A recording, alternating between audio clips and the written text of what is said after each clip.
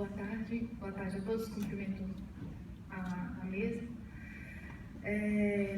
Eu queria só colocar, porque foi colocado pelo assessor jurídico da SEMA, que o arcabouço jurídico para formar o decreto, ele teve muita base a questão federal, toda a legislação federal, e que não inovou em nada, e trouxe toda a legislação que hoje é usada no IBAMA, como uma legislação que hoje é usada no IBAMA.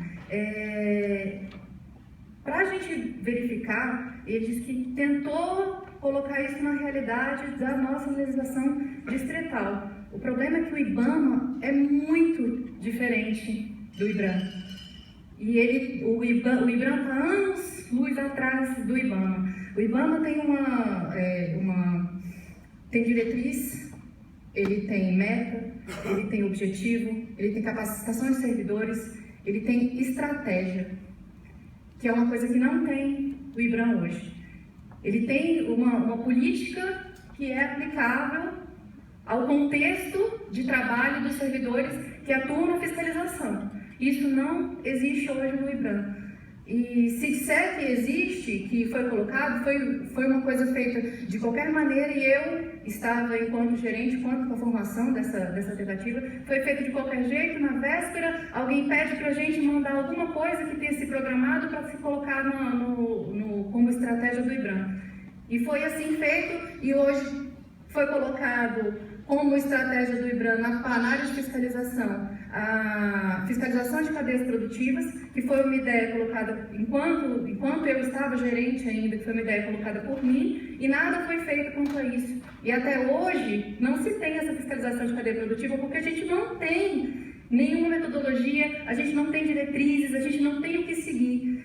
Então, se a gente não tem o que seguir, como que a gente vai utilizar essa legislação que foi usada como base para ser feita esse decreto, se a gente não tem o que o IBAMA tem, que foi trazido à luz e semelhança deles, mas nós não somos a semelhança deles. Nós não temos nenhuma similaridade com eles. Nós não temos. Então, não tem como trazer e aplicar uma legislação que ela não serve ao nosso contexto. Eu pergunto a questão da SEMA, quantas vezes vocês foram a campo conosco para saber se era realmente aplicável esse tipo de legislação? Vocês acham que se a gente multar alguém em campo, a pessoa vai, de bom grado, oferecer a declaração de imposto de renda dela para saber quanto é a multa? Não vai. E a gente não consegue, o Distrito Federal não vai dar essa informação para a gente. A gente vai ter que questionar a Receita Federal, e a Receita Federal vai dizer um dado sigiloso. Isso não existe. Então, infelizmente, não existe como a gente aplicar o decreto. Então, dessa maneira, eu vou refutar a proposta de criação de uma comissão que acompanhe a implementação do decreto, porque é importante que a gente faça uma política ambiental. E se a gente tiver uma política ambiental bem feita, a gente não vai precisar desse decreto. Ele vai se tornar totalmente desnecessário. Porque se a gente fizer direito do jeito que tem que fazer, a gente não precisa de um decreto Frankenstein. Então, se quiser, nós estamos abertos ao diálogo e sempre estivemos. Só que foi colocado que vocês estavam abertos ao diálogo. Mas nós tivemos que vir até aqui, até a CLTF, para a gente poder conseguir esse diálogo. Então, hoje, se possível, vamos fazer uma legislação, sim, uma legislação que seja com ampla participação, tanto da Câmara quanto da sociedade.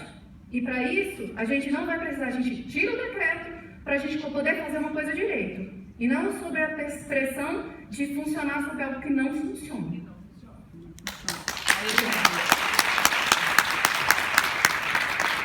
Como o senhor Ricardo Guilherme.